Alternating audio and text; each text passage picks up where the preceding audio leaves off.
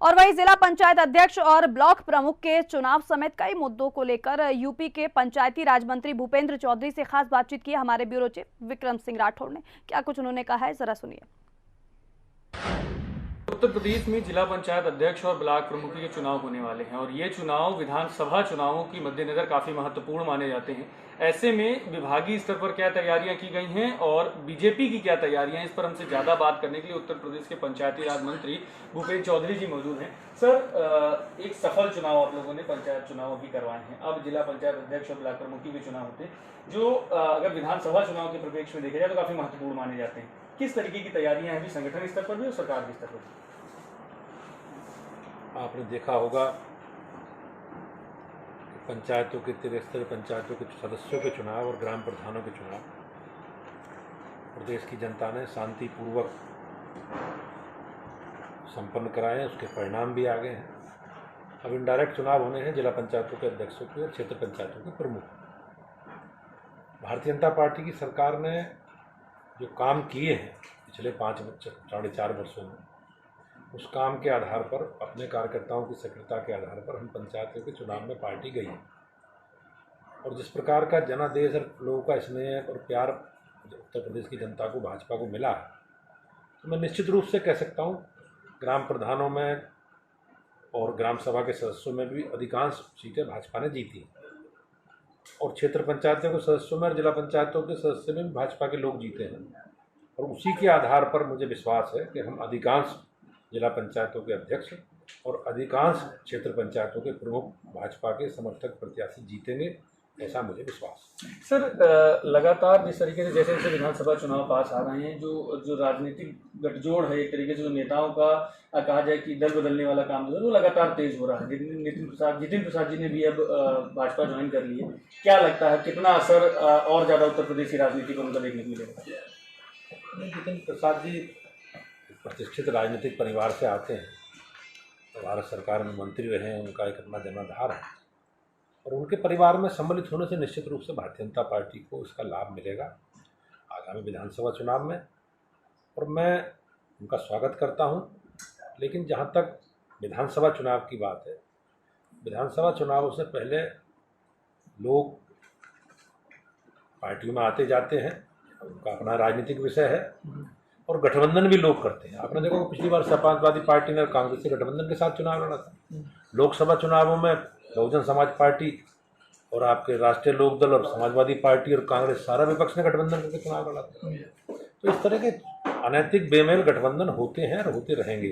Bharatiya Janata party अपने काम के आधार पर, अपने नेतृत्व के विश्वास के आधार पर और भारतीय जनता पार्टी के कार्यकर्ताओं की सक्रियता, उनकी मेहनत के आधार पर हम लोग चुनाव जीतते रहे हैं और मुझे विश्वास है 2022 का विधानसभा चुनाव भी बड़े बहुमत के साथ एक बार भारतीय जनता पार्टी पुनः सत्ता में वापस आएगी। सर, विपक्ष ये कह रहा है कि जब अब कोरोना में स्थिति खराब हुई है पार्टी की और अब एक इमेज नहीं बची है, छवि नहीं बची है, तो अब जातिगत समीकरणों को साधने में बीजेपी लग गई है। इस वजह से अब अलग अलग लोगों को ज्वाइन कराया जा रहा है। क्या कहेंगे? भारतीय जनता पार्टी हमेशा समाज के संगठित स्वरूप को आधार मानकर राजनीति करती रही। हमने कभी जाति में विभाजित करके समाज को राजनीति नहीं करी। हमने हमेशा, देश के प्रधानमंत्री जी का भी संकल्प है सबका साथ, सबका विकास और सबके विश्वास के सिद्धांत फार्मूले के साथ हम लोग आगे बढ़ रहे हैं और मुझे विश्वास है कि हम लोग उसी के रूप में सफल होंगे। दूसरे लोगों का, जो विपक्ष के लोगों का आरोप है, वो मिथ्या है, निराधार है, उसमें कोई सच्चाई नहीं है और हमारी विचारधारा है और विचारधारा के आधार पर हम लोग अपना चुनाव लड़ते रहे हैं। राजनीतिक परिणाम हमारे पक्ष में रहे हैं। उत्तर प्रदेश की जनता की अपेक्षा के अनुसार सरकार ने काम किया। और कोरोना का जहाँ तक विषय, कोरोना में आप चाहे प्रदेश व्यापी, देश व्यापी देखो या राष्ट्रीय दुनिया में देखो, उत्तर प्रदेश की सरकार ने बहुत बेहतर काम किया और उस बेहतर काम का ही परिणाम है कि आज जो पॉजिटिविटी रेट है वो भी घटा है और हम लोग कोरोना को नियंत्रित करने में सफल रहे हैं। ये महामारी है, वैश्विक महामारी है और इस महामारी के कारण संसाधनों का अभाव, समस्याएं रहती हैं, लेकिन सरकार ने वैक्सीनेशन का भी काम प्रारंभ किया है और उत्तर प्रदेश की इस महान जनता को इस कोरोना जैसी वैश्विक महामारी से बचाने का काम सरकार ने किया है। अब मुझे विश्वास है कि हम जो तीसरे वेव की चर्चा लोग कर रहे हैं उसको भी अपनी तैयारी के आधार पर हम लोग नियंत्रित कर लेंगे ऐसा मुझे विश्वास है। सर, ये बात ही निकल कर सामने आ रही, पहलों की बात करें, अब बीजेपी किसान आंदोलन की वजह से डरी हुई है, इसी कारण से पश्चिमी उत्तर प्रदेश में उसका ज़्यादा फोकस है। आप भी पश्चिमी उत्तर प्रदेश से हैं, जतिन प्रसाद ने ज्वाइन किया, वो भी पश्चिमी उत्तर प्रदेश से, तो क्या पश्चिमी उत्तर प्रदेश पर अब ज़्यादा फोकस किसानों की वजह से किया जाए?